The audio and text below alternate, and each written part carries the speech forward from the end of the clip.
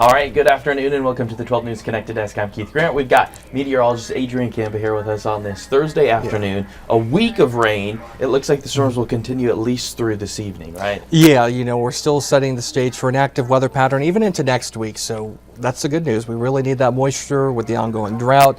I know, bad news. Today, I was going to say today's the update, right? Yes, and today's the update. Just the bad news, Kate, is just anytime we have severe weather, we could do without that, Exactly. of course. But some parts of west central Kansas, look at these rainfall radar estimates. Some places easily had over 3 inches of rain, especially in this corridor. It's kind of harder to see just with the colors, but you can see it just kind of depends on where you were. Those thunderstorms trained, which means they weren't moving fast. They were going over the same areas. We do have a full list on our Storm Team 12 weather app of rainfall reports, but very spotty. But most of Kansas, the exception of the southeastern part of the state, has seen something. So here's a look at current radar right now. For most of us, things are relatively quiet. We have some leftover showers, rumbles of thunder from this morning impacting Elk and Chautauqua County. Nothing severe, but a few rumbles of thunder are likely with this activity. And to central Kansas, we actually have a new developing thunderstorm that's along the cold front. So what's developing now in central Kansas, this is the stuff we have to watch out for.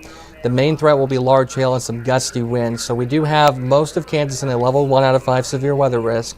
The ingredients for maybe a couple stronger storms are definitely the southwestern part of the state, and the yellow level 2 out of 5 up to ping pong ball sized hail and damaging winds to 60 miles an hour. For central and south central Kansas, quarter size, $half sized hail and gusty winds to 60 will be the main threat. So that cold front continuing to make its way very slowly. It's moving at snail speed. It's been kind of stalled out over Kansas the last couple of days, but you notice how near Great Bend, La Crosse, we are seeing right now on radar those showers and storms popping up, and FutureTrack is doing a good job showing that area along that boundary. But a little bit spotty, not as widespread as what we had yesterday, but all these little boundaries from thunderstorms, we talked about this the last couple of days, any one of these boundaries could spark off a new storm. So even though we're only seeing 1 or 2, 3 storms at max on FutureTrack, it could be a couple more than that. But the more significant risk of large hail will be in far southwestern Kansas, and I think FutureTrack's doing a good job of showcasing that. Now through the evening and overnight, some more spotty showers and thunderstorms will continue as that cold front marches off finally to the south and southeast. By Friday evening, 7 p.m., you can actually see the chance for more showers and storms into early Saturday morning, very hit and miss. And then as we get into Saturday evening, western and south central Kansas will have a stalled out front. We have a chance for some more scattered thunderstorm activity, but for late Friday night and Saturday, it's not looking to be severe, so that's the good news there. But looking at our temperatures, after a brief cool down on Saturday, highs returning into the 60s and lower 70s by the second half of your weekend, upper 70s and low to mid 80s, a little bit warmer in western Kansas, so warmer weather will be returning. But then here's where it gets busy again. So break from activity most on Sunday and for most of Monday, but then Monday night into Tuesday, we're tracking a pretty strong system. We're going to have a lot of humidity building into central and eastern Kansas. Our dew points for thunderstorms, good above 55 degrees. Models continue to showcase dew point temperatures upper 60s and lower 70s. 70, a dew point of 70, that's tropical level. That's like being in the Amazon rainforest. So we will have plenty of fuel for thunderstorms to tap into. And even though we're several days out, we already have a large level 2 out of 5 severe weather risk.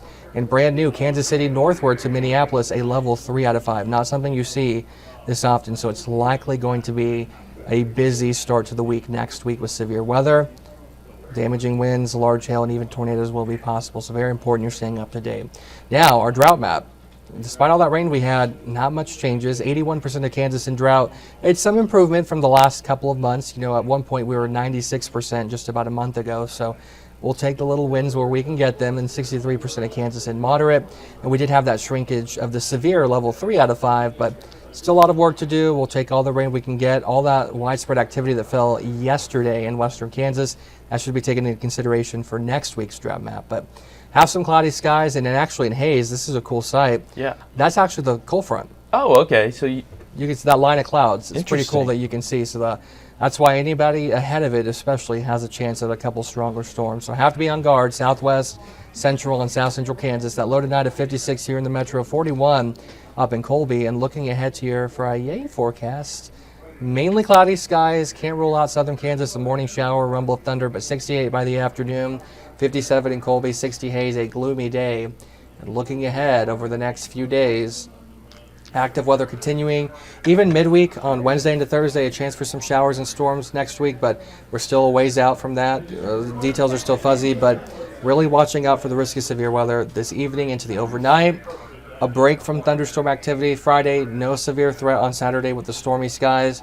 But then on Monday, that could end up becoming a weather alert scenario. So at least our weekend plans won't be too deterred. Saturday evening, may have to watch out. Because even though we're not expecting severe weather, if you hear thunder, you could be struck by lightning. When thunder roars, go indoors. So may have to watch out for Saturday evening plans. All right, perfect. Thank you, Adrian. That's all we've got right now from the 12 News Connected Desk. Be sure to join us for 12 News starting at 4.